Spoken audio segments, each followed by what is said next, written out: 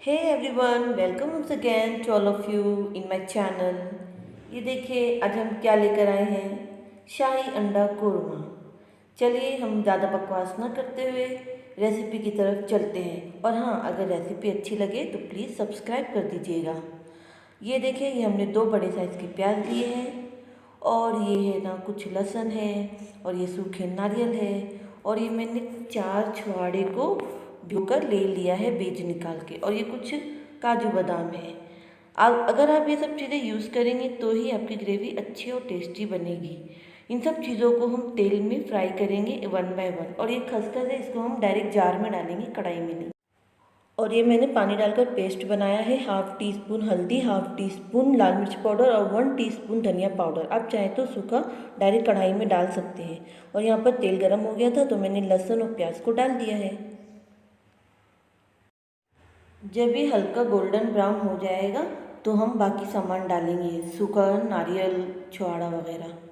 ठीक है, ये हमने कड़ी पत्ते डाला है।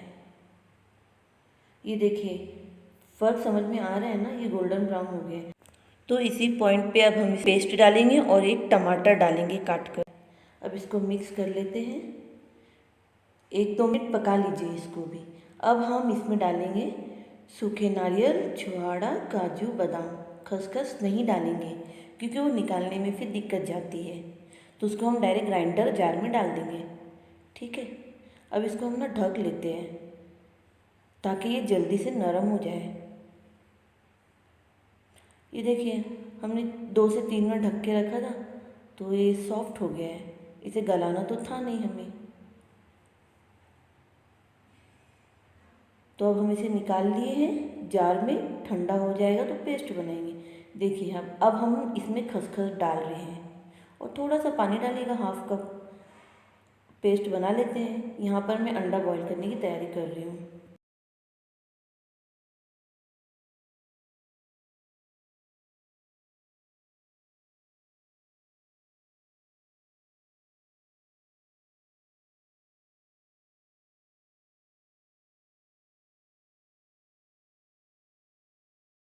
गाइस, जब तक अंडे बॉईल हो रहे हैं तो हम यहाँ पर ग्रेवी तैयार कर लेते हैं। ये जो बचे हुए तेल थे ना, उसी में मैंने पेस्ट को डाल दिया है और थोड़ा पानी जार में डालकर उसको भी मैंने ले लिया। 1 टीस्पून काली मिर्च ज़ीरा का पाउडर, 1/2 टीस्पून गरम मसाला और 1/2 टीस्पून इसमें हम नमक डालेंगे। आप इसको मिक्स करके अच्छे से भूनिएगा। इंडियन मसाले को भूनना बहुत ज़रूरी होता है, भूनने पर ही टेस्ट आता है, अदरवाइज़ वो कच्चापन रहेगा और अच्छा नहीं लगेगा। देखिए भूनते भूनते हमारा कुछ इस तरह का हुआ है। अच्छा दिख रहा है ना? ये देखिए ग्रेवी इसका कितना अच्छा गाढ़ा और कुरमे जैसा हुआ है। तो इसी पॉइंट पे हम बॉईल किए हुए अंडे डाल देते हैं, छेद कर कर। चाकू या फॉक से आप इसको छेद कर लीजिए। ये देखिए कितना गाढ़ा है, कोरमा जैसा एकदम है बिल्कुल। अब ये शाही अंडा है, इसलिए इसमें शाही चीज़ें पड़ी है। अगर ये अच्छा लग रहा है ना गाइस, तो प्लीज़ लाइक करके आप अपनी फैमिली और फ्रेंड में शेयर कर लीजिएगा और सब्सक्राइब भी कर लीजिएगा। ये देखिए यहाँ पर हमने 1 कप पानी डाला है। मसाला भून गया ना अंडे के साथ। 1 कप पानी डालकर 2 टीस्पून मैंने मलाई डाला था, मस्त फेंट कर मैंने। और फिर इसको हम ढककर 2 मिनट 3 मिनट 5 मिनट तक छोड़ दीजिएगा तो अच्छा रिजल्ट आएगा, लो फ्लेम पर।